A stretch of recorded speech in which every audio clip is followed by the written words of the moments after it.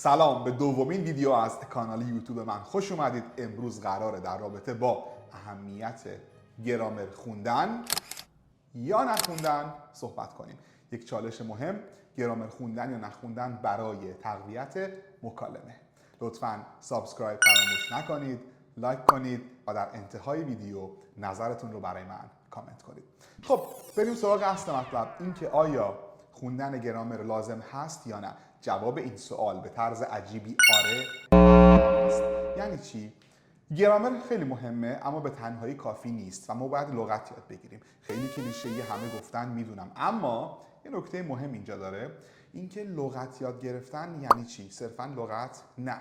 یه سری کلمات، دسته ای از کلمات با همدیگه و در کنار هم میان. به این کلمات میگیم چانک. مثلا یه تعداد چانک رو الان دارید میبینید. این چانک ها به ما کمک میکنن که ما سریعتر و روانتر صحبت کنیم.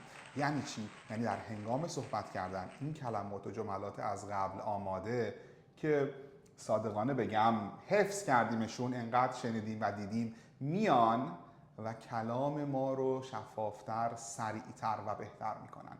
حفظ کردن این چانک ها و بلد بودن این چانک ها کمک میکنه که ما سرعت مکالمه‌مون رو زیاد کنیم. چون دو تا فاکتور توی مکالمه مهمه، یکی دقیق و درست صحبت کردن، یکی هم روان صحبت کردن. شماره 2 روان صحبت کردن. این شماره 2 روان صحبت کردن با این چانک ها درست میشه. بعد میرسیم به داستان گرامر. آیا من باید گرامر رو به صورت مکتب خونه‌ای فاعل به اضافه فعل بخونم یا نه؟ نه، قطعا نه. اون گرامر رو فراموش کنید. یا اینکه تمرینات بسیار زیاد گرامر رو فقط شروع کنم به جواب دادن به همون سوال. یعنی مثلا درس حال ساده رو بخونم، سوالاتش رو تون بنویسم، جواب بدم، برم. نه، این هم نیست. این روش به مکالمه شما کمکی نمیکنه. ما باید گرامر رو در خدمت مکالمه یاد بگیریم. یعنی اینکه از یک کتاب قوی و معروف مثل کتاب گرامر نیوس کمبریج که یکی از پرفروشترین و پرمخاطبترین کتاب‌های گرامر در کل دنیاست استفاده کنیم که به ما کمک کنه گرامرمون بهتر بشه در خدمت مکالمه. باید ساختارها رو شناخت و باید اون تمرینات رو هم حل کرد، اما این کافی نیست. باید بیاین و تعداد جملات بیشتری رو خودمون بسازیم. یعنی بعد از اینکه حل کردی یه چند تایی رو، خودت شروع کن و با همون ساختار جمله سازی بیشتر انجام بده. تعدادی فعل بیار، سعی کن جملات بیشتر و طولانی تر بنویسی و بعد شروع کنی به صحبت با اون گرامری که خوندی، شروع کنی به حرف زدن و جمله های طولانی تر بسازی. بعد این جمله های طولانی تر رو بیار با اون چانک ها که اول گفتیم با هم ترکیب کن. میبینی که هم داری روانتر صحبت میکنی، هم داری بهتر صحبت میکنی. سوال مهم، من ساختارهای گرامری رو توی کتاب خوندم و رو کتاب فهمیدم، یه سری جمله سازی هم انجام دادم، اما هنوز نمیدونم که کجا باید استفاده کنم. اینجا هست که ما نقش بسیار مهم پادکست رو داریم. اهمیت پادکست در تقویت مکالمه و انگلیسی حرف زدن. برای بهتر شدن مکالمه و برای بهتر انگلیسی حرف زدن اول باید خیلی گوش کرد.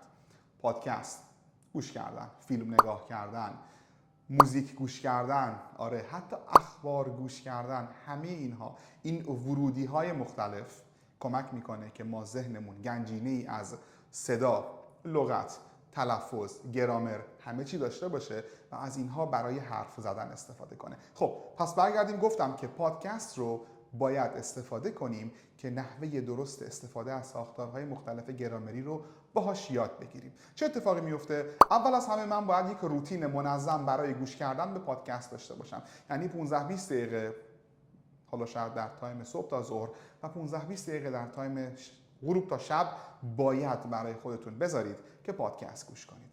و اون موقع پادکست رو باید هنگام گوش کردن سعی کنید که از تکنیک پاز اند پلی بک استفاده کنید، تکنیک شادوینگ استفاده کنید، تکرار کنید باهاش و حتی یه جاهایی جملات پادکست رو بیاین و مکتوب کنید و بنویسید. اون موقع و همینطور دسترسی به اون متن اصلی پادکست که بعداً چک کنید آیا این برداشت من درست بوده یا نه. وقتی که ما ساختار رو میبینیم، ساختار رو هایلایت کن، برو توی کتاب گرامر نیوس کمبریج یه بار دیگه نگاش کن، ببینید ساختار چی بود. چه ساختاری بود، چه مثالایی ازش وجود داشت، چه توضیحی کتاب داده و تو این پادکست تو چه شرایطی در این مکالمه این ساختار اومده. بعد اونو دوباره شبیه سازی کن، دوباره حرف بزن، سعی کن شبیهش جمله سازی کنی. این به شما کمک میکنه که این ساختارهای مختلف رو بشناسید، چون ما در مسیر صحبت کردن اول باید به شناخت برسیم و بعد از شناخت بتونیم که از ساختارها استفاده کنیم. پس پادکست بسیار بسیار مهمه به عنوان یک محتوایی که شنیداری هست و مثالی از real life، زندگی واقعی، اما در کنارش گوش کردن فایل های صوتی کتاب هایی مثل Tactics for Listening یا کتابی مثل Contemporary Topics، این کتاب هم خیلی کمک میکنه. اینا محتواشون آموزشیه، یعنی اینکه هدف طراح این بوده که شما با گوش کردن به این فایل های صوتی انگلیسی یاد بگیرید. پس برای جمع‌بندی، چانک ها که مثالش هست، همینطور من یک مجموعه از چانک آماده کردم. اگر در پیج اینستاگرام من به این آدرس دایرکت بزنید، فایل لینکش براتون ارسال میشه.